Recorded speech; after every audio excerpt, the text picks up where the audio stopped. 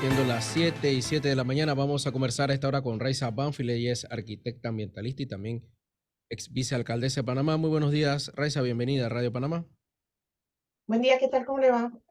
¿Cuál es su opinión o cómo percibe ayer luego de este comunicado? Y digo comunicado porque no hay mayor información o no se sabe a ciencia cierta, lo decía más temprano, qué fue lo que realmente se aprobó. Según lo que se establece el comunicado, pues lo que se vende como un gran logro es lo que usualmente debe existir o con lo que realmente cumplen todas las empresas en nuestro país. ¿Cómo ha recibido Raiza Banfield, perdón, este acuerdo?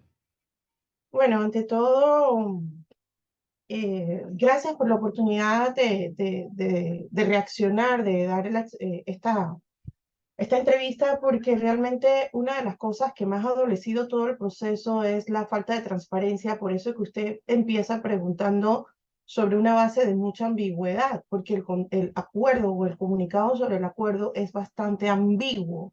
Sí. Entonces eso ya pone la primera bandera roja luego de una negociación tan larga sobre un contrato declarado inconstitucional. Por tanto, ya el punto de partida del acuerdo de la negociación es sobre una base de inconstitucionalidad. Segunda bandera roja. Luego leyendo en el primer párrafo del contrato dice, el contrato garantiza un reparto equitativo de regalías e impuestos por los recursos naturales de Panamá. Meten en la misma bolsa lo que como dueños del recurso debemos recibir porque estamos poniendo la materia prima y los compromisos que como empresa cualquiera, Radio Panamá, mi empresa, la del otro, la de cualquiera, tiene que pagar y Sí. como si eso fuera un beneficio. Los impuestos que las empresas deben pagar, que los ciudadanos pagan, no son un beneficio de nadie, son una obligación. Por tanto, hablar de que ahora sí vamos a recibir beneficios equitativos porque tenemos regalías y tenemos impuestos, no, señor. Es que los impuestos nunca lo pagaron y esa era parte de la inconstitucionalidad. Tercera bandera roja. Y luego hablan de esos famosos 375 millones de dólares mínimos al año, que como bien sabemos eran el motivo de la discusión de que la empresa lo quería dar en un par de años, creo, en efectivo o después en créditos fiscales o en créditos fiscales hasta que paguen la inversión. Entonces no sabemos si esos 375 se convierten al final del día realmente en activos líquidos para el país, que dicho sea de paso, eso tampoco cubre el problema del seguro social. Eso es una curita y es como para un paliativo para calmar los ánimos. Esa es la cuarta bandera roja y voy a cerrar diciendo que luego, entre los aspectos más destacados, mencionan mayores poderes del Estado de fiscalización, mayores disposiciones anticorrupción. O sea, básicamente están diciendo, ahora sí el Estado va a cumplir las funciones que debe de fiscalizar, de gestionar el ambiente, de sancionar. O sea, eso tampoco no es un logro. Esa es tu obligación, Estado, y que tenía que ser desde el día uno y que no estaba contemplada. Todo, para mí, el comunicado es una gran alerta de un gran fiasco, porque las razones que sustentan que en Panamá haya una actividad minera que genere realmente un beneficio más grande que el costo y daño que ya está demostrado que existe, no está sustentado en este acuerdo tan cacareado y que dicho sea de paso, fue una vergüenza que suspendieran porque iba a empezar el Agüero Ocean y dieran el resultado después que se fueron los invitados a la World Ocean. O sea, otra bandera roja más que señala la falta de legitimidad de todo este proceso. Y sabes que usted, en cuanto al tema de información, porque es que usted, por lo menos yo no sé, le pregunto, ¿quiénes negociaron? ¿Y qué realmente se negoció? ¿Quiénes representaron los intereses de Panamá? Obviamente sabíamos quiénes estaban del lado de la empresa, pero hasta el sol de hoy no sé si se contrató a un bufete de abogados para que hiciera la negociación. Todavía no sabemos quién va a redactar este contrato, cómo se va a redactar este contrato. ¿Usted ha tenido acceso a esa información? Porque yo la verdad que tengo un montón de dudas en este momento. No, en efecto, tampoco sabíamos que al inicio se habló de esta comisión, básicamente que íbamos a volver a negociar los tratados Torrijos-Carter, porque eran los mismos negociadores y tal. Tuvimos la escandalosa renuncia del doctor Salamín, y sustentó porque renunciaba, que eran las mismas razones por las que estábamos diciendo que no había nada que negociar, y el señor salió escandalizado de la negociación. Luego no supimos más, sabíamos que el gobierno había contratado una firma de abogados extranjeros, pero nunca supimos, ni dieron informe, ni nada. Y luego, al último que le hemos visto la cara y que ha dado la cara por todo esto es el doctor Ebrahim Asbat, pero él es parte de qué, no tampoco sabemos. Entonces, realmente cada vez que quienes nos defienden, entre comillas, o sea, que ha salido el Ministerio de Ambiente o el Ministerio el Ministro de Economía de Finanzas, perdón, de Comercio e Industria, y el doctor Asbat, hay mensajes que hacen ruido, no hay interconexión del mensaje de integridad de los recursos panameños, más allá de la mera transacción comercial. O sea, es como si hubiésemos ido a un baile de elefantes, si fuéramos hormigas en un baile de elefantes, y la mina sabe muy bien lo que quiere, empezó a hablar de arbitraje, empezó a mandar amenazas y nosotros simplemente aportarnos no como los dueños del recurso, sino Sí, como los empleados de la empresa, sí, estaban porque haciendo todo un el tema favor. de ganar empleos, de mantener los empleos, es como un empleado que quiere cuidar su empleo y no un dueño de empresa. El tema de protecciones ambientales, se habló de que se mejora, pero ¿qué se mejora? O qué se había empeorado? ¿O qué estaba mal? O sea, sabemos a la fecha qué estaba mal, qué se va a mejorar y cómo se va a mejorar en materia ambiental. Mira, en materia ambiental todo estaba mal. Absolutamente desde el inicio, recuerden que la empresa que empezó la concesión, que fue la empresa Petaquilla Minerals, no quería hacer de hecho empezó sin hacer estudio de impacto ambiental. Hubo que demandarlo para que hicieran el estudio de impacto ambiental. Así que partiendo de ahí todo estaba mal. Luego que se hace el estudio de impacto ambiental y que se lo aprueban condicionado, la empresa arranca y nunca cumplió las condiciones. Luego pasó lo que pasó, se abandona Petaquilla, todo el desastre de contaminación que allí quedó, y las nuevas empresas, tanto INMED como First Quantum, que fueron los que posteriormente adquirieron la concesión, continúan cometiendo faltas ambientales para los que se le levantan una serie de informes, los cuales han rechazado en reiteradas ocasiones, los niegan, dice que ellos cumplen con los más altos estándares, como si ellos fueran dueños de la finca y eso fuera un territorio donde solo gobierna la empresa y sus intereses. Así se han comportado durante todos estos años. Entonces ahora el gobierno en este, no sé ni cómo llamarlo, pero en este comunicado que habla del acuerdo, que me parece vergonzoso por lo llano, la falta de compromiso, la trivialidad ante un tema tan complejo, hablan de que ahora sí tendrá obligaciones para Minera Panamá de hacer transiciones hacia fuentes de energía más limpias. Amplios poderes del Estado para supervisión. Amplios poderes del Estado.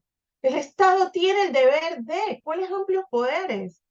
Y luego dice mayores protecciones laborales y medioambientales. Eso es como que ahora sí vamos a tener la paz mundial. O sea, eso es decir nada. O sea, me parece tal nivel de irresponsabilidad ante la gravedad de todo lo que ha sucedido, porque desde que se firma en el 97 es grave, ignorarlo por los siguientes gobiernos fue muy grave, que el presidente Varela lo haya extendido así como quien firma un contrato de trabajo en un puesto de oficinista fue muy grave. Y ahora estos señores que nos mantienen en esta zozobra por más de un año y luego salen con esto. Yo creo que no estamos lo suficientemente conscientes que aquí no nos estamos jugando una empresa, el negocio de una empresa productora y X cantidad de impuestos, perdón, de empleos. Aquí nos estamos jugando el presente y futuro de un país, sus recursos naturales, su territorio, su agua, que es el recurso natural de las próximas guerras. Eso nos los estamos jugando. Y además sentando un precedente para abrirle la puerta al resto de empresas que están en fila de espera, solo esperando a ver qué pasa con el contrato de Minera Panamá, para seguir ellos con sus pretensiones de explotar otros puntos del país, donde sabemos que la vulnerabilidad es igual o peor. El arco seco de Azuero, con el tema de la mina de Cerro Quema, que la concesión está sentada sobre el naciente de agua de la región de Azuero. Y la minería es una de las empresas de las industrias que más agua utiliza. En un promedio, una mina en una hora utiliza la cantidad de agua que una familia rural de 4 personas utiliza en 25 años. Esa es la relación del uso de agua de la industria minera con relación al consumo humano. Y nosotros le estamos cediendo esos recursos prácticamente gratuito a una empresa que la usa, la contamina y luego la deja allí desechada, contaminando con los residuos de la actividad. Entonces, todo es una alerta, una gran alerta, y esta gente ha negociado como necesitamos liquidez, el crédito, el PIB, mantener los niveles de ingresos, etcétera, porque todo es para maquillar las cifras macroeconómicas sin revisar lo que impacta a nivel de la economía local, el desarrollo equitativo basado en el mejor aprovechamiento de nuestros recursos naturales. Leí una nota del país donde literalmente el gobierno canadiense se desvincula de las actuaciones de estas empresas mineras en Latinoamérica porque no es la única. Y leo aquí un tema de que se da en Honduras. Hay un enfrentamiento por una mina en un punto. Y dice, la minería canadiense, el artículo de la BBC, llegó acá con el discurso de minería limpia, de ayuda al desarrollo.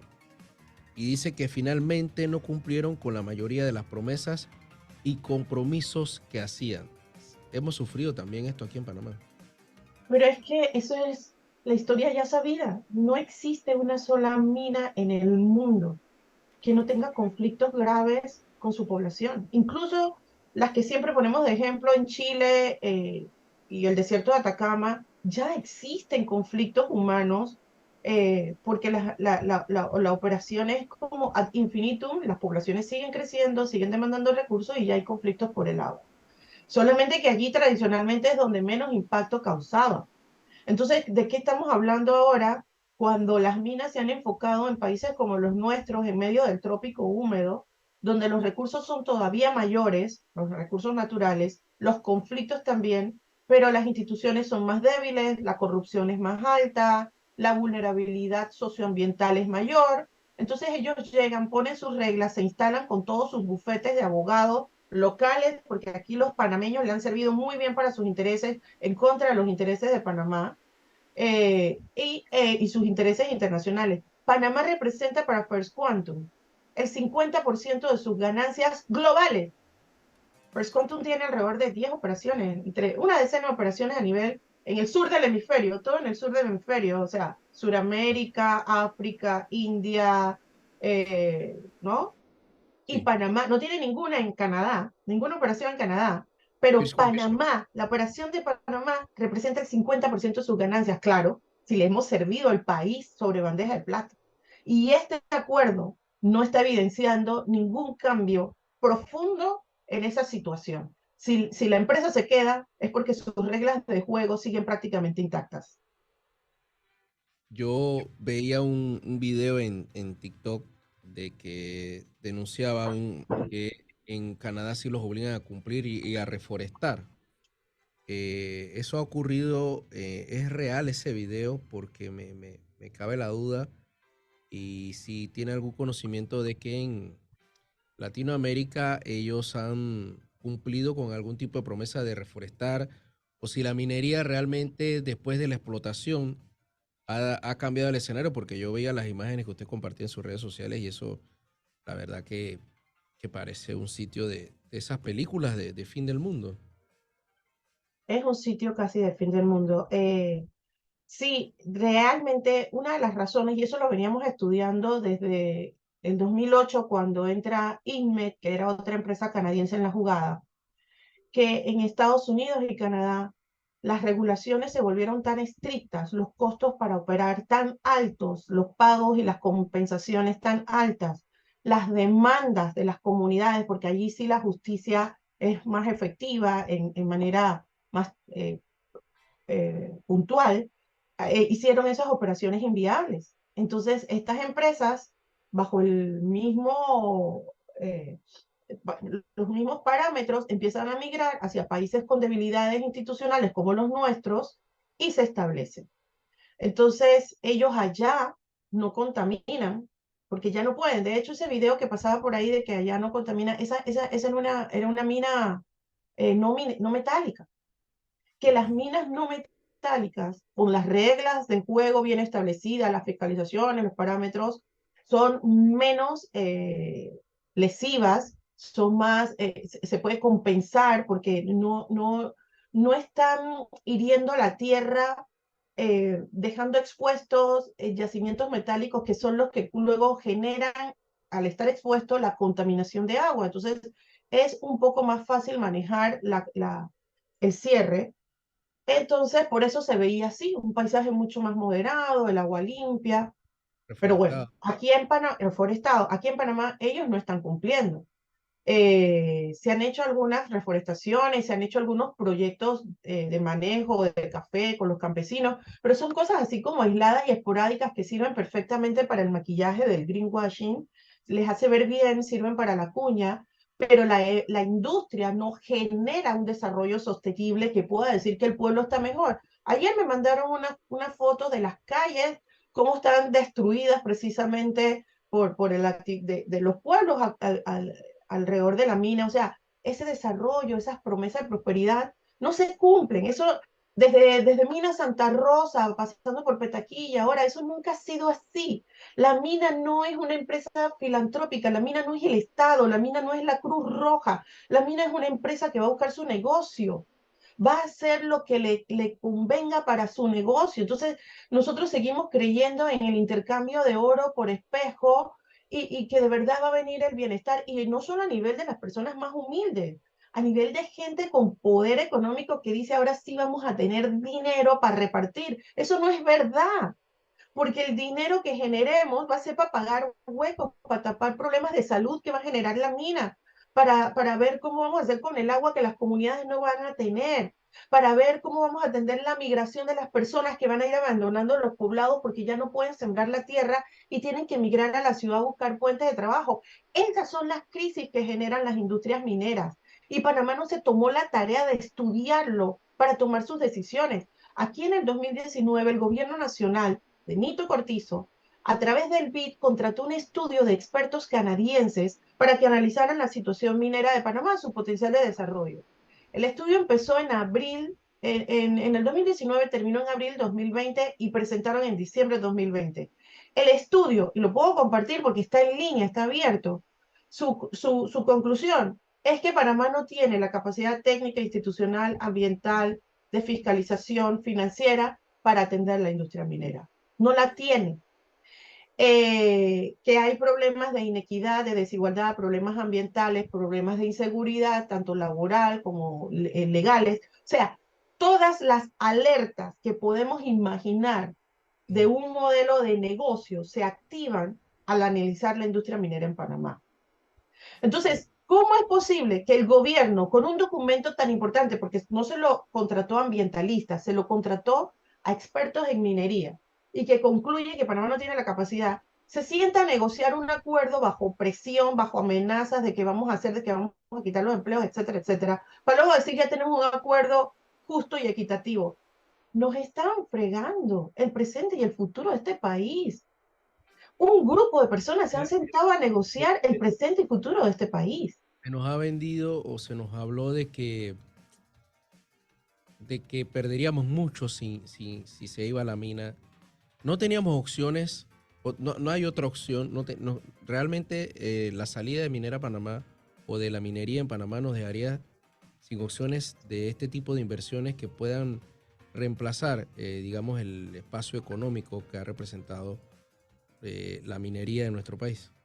Esa es una excelente pregunta y gracias por hacerla. Ese ha sido el cuco, ¿no? Ese es como, si no te lavas los dientes, viene el cuco. Entonces, si el niño estudia cuál es el cuco, se da cuenta que se va a lavar los dientes porque tiene que lavarse los dientes, no porque viene el cuco. ¿Ok? Los panameños no hicimos la tarea de estudiar el cuco. ¿Por qué? Porque si tú analizas las cifras económicas completas, para Panamá no está resultando un buen negocio. Imagínate que para hablar de un mínimo de 375 millones de dólares, tienen que sumar impuestos con regalías. Solo el canal de Panamá nos genera más de 2.000 millones de dólares anuales. ¿Ok? Solo Sí. en regalías, no en impuestos. Entonces, bien, dicho esto, Panamá con esa riqueza natural que todavía allí tiene, que tiene un valor económico que en la industria minera le dan cero para que las cifras le salgan a su favor. Ese valor, esa riqueza natural puesta al servicio de los bionegocios como producción de medicinas, agroproducción sostenible, producción del café que se está posicionando muy bien Panamá a nivel mundial, de cacao, que Panamá también exporta cacao al mundo en muy buen nivel y esa zona produce cacao. El agroturismo, el ecoturismo, el turismo de avistamiento de vida silvestre y aves, todos esos negocios generan una bolsa diversificada de ingresos que produce mucho más que la minería y que permea y se queda. La minería habló de que produjo en un año 2.800 millones de dólares, pero Panamá solo ha recibido 59. Entonces esas cifras se generan y se exportan, se van del país. Las cifras que entran con todos los negocios que mencioné, que son bajo el potencial que tiene Panamá, se quedan en el país. El ejemplo está de Costa Rica. Costa Rica en un año malo como el 21, en medio de la pandemia, produjo 1.500 millones de dólares en turismo, 300.000 empleos directos y más de 100.000 indirectos en el turismo que tanto se cacarea en el mundo como turismo ecológico, y Costa Rica tiene menos que ofrecer que Panamá, tiene el 50% del territorio que tiene Panamá. Panamá es este país que conecta dos océanos y por tanto esas características medioambientales son exuberantes. Y en el medio de esa conexión estamos haciendo la industria más destructiva de esa riqueza, que es una riqueza que se acaba, porque una vez que el mineral se acaba, lo que nos quedan son los pasivos ambientales, es decir, los daños, la contaminación, el bosque que no volvió, la biodiversidad que no regresó. Y ellos se llevaron el mineral no renovable nuestro, sobre pretexto de que hay que sacar cobre porque necesitamos para los carros eléctricos, que lo saquen de Canadá, que lo saquen de los desiertos, de las grandes extensiones de terreno. ¿Por qué tiene que ser de Panamá? Que Panamá tiene agua, tiene bosques, tiene peces, tiene aves, o sea, lo que no tienen los desiertos canadienses. Entonces, es una vergüenza que nadie se haya levantado como Estado a decir, vamos a analizar bajo esta situación nuestros beneficios y costos. Y que digan que nosotros no hicimos lo que teníamos que hacer. Esa demanda de constitucionalidad existe porque nosotros la pusimos, no porque la puso el gobierno de ningún presidente. Entonces, los ciudadanos somos los que hemos estado defendiendo el territorio contra la mina, poniendo las acciones legales, proponiendo los negocios ambientales que se pueden desarrollar, proponiendo las alternativas, diciendo lo que no. ¿Y quién del gobierno, de este y de los anteriores, se ha levantado a decir, este negocio no nos conviene? Entonces yo creo que la coyuntura es propicia para analizar el escenario de país que estamos construyendo. O somos el escenario de Our Oceans con no sé cuánto de cobertura de protección, que es una falacia a la hora de que vas a ver la contaminación que se genera en tierra firme y va a Our Ocean. O somos un país serio, coherente, que se pone al día con los acuerdos que firma a nivel internacional y que promueve las inversiones y los negocios que son acorde con las riquezas y con las capacidades de manejo de Panamá. ¿Será real esta vez? Porque pasaron 14 meses y también se hablaba de un acuerdo. Ayer el presidente recibió a los representantes de la empresa. ¿Pasarán 14 meses nuevamente o ya hay o habrá un acuerdo realmente concreto en esta oportunidad? Lo que pasa es que aparentemente el acuerdo ya existe porque esta vez sí hay dos firmas. Ya Ok. en papel hay firma del ministro Sí. y del miembro de la empresa. Lo que pasa es que el gobierno se ha inventado un proceso legal inexistente de que ahora que tienen un acuerdo, contrato, va a ir a consulta, va a ir a la asamblea. O sea, han creado un proceso para legalizar lo que están proponiendo, que no existe según los parámetros de las normativas legales nuestras. Por tanto, ahí también hay un análisis legal que hacer, porque lo que viene es otro escenario de ilegalidad o de inconstitucionalidad en cierne. Entonces, yo estoy segura que ahorita tienen un acuerdo porque al menos ahora hay firmas en un papel. Toda la densidad de lo que aquí dice no lo sabemos, y todas las ilegalidades que se están comprometiendo tampoco lo sabemos a ciencia cierta. Así que otra vez nos tocará a los ciudadanos estar vigilantes, estar más informados y no temerle al cuco porque todo el mundo repite como papagayo viene el cuco. Sí. Analicemos cuáles son nuestras, nuestros costos-beneficios, nuestras posibilidades como dueños del recurso y no como empleados de la empresa, sin denigrar la posición de empleado, pero es que somos los dueños de la materia prima, entonces actuar en consecuencia. Nuestro gobierno no lo ha hecho, nuestros gobiernos no lo han hecho. Entonces es hora que los ciudadanos exijamos, y sobre todo ante un inminente cambio de administración pública, de gobierno, que cuáles son los beneficios reales del país más allá de los empleos. Las prácticas que yo mencioné como alternativas generan mucho más empleos de lo que la mina está generando hoy. Solo que hay que pasar por un proceso de transición, establecer un periodo donde vas a capacitar esa mano de obra para hacer otras prácticas donde también se necesitan ingenieros, especialistas, mecánicos, agricultores, desde los trabajos más sencillos a los más especializados. Pero tenemos que generar esa mano de obra. Entonces eso de repetir, protegí mi pan, no, protegiste tu pan de hoy y el hambre de mañana, porque lo que va a haber si la minería se extiende en un territorio como el nuestro es realmente hambre, si no vaya a ver cómo quedan los poblados como Santa Rosa. Entonces, nosotros quisiéramos seguir, porque esta no es la primera vez que lo hacemos, lo que pasa es que antes no nos daban tanto espacio en los medios, pero seguir apelando a la conciencia, a la información, a la responsabilidad que cada ciudadano, ciudadana tiene en este país de informarse para generar desarrollo en medio de una crisis climática, que esa es la otra. Panamá es uno de los 14 países más vulnerables ante el cambio climático en todas sus consecuencias. Y tener la minería en las entrañas del bosque tropical, de uno de los bosques tropicales más importantes del mundo, es una insensatez en la lucha contra el cambio climático, que es la defensa de la vida humana por encima de las especies. Entonces, realmente a preocuparnos y a exigir más información al gobierno de lo que no ha dicho en esta lista de Navidad que le llaman acuerdo minero. Muchas gracias a Raiza Banfield por compartir con nosotros su posición y su análisis de lo Gracias que a es ustedes el por el espacio. Acuerdo Minero Muchas Panamá. Que gracias. tenga buenos días. Igualmente. 7:34 de la mañana. 7:34 de la mañana.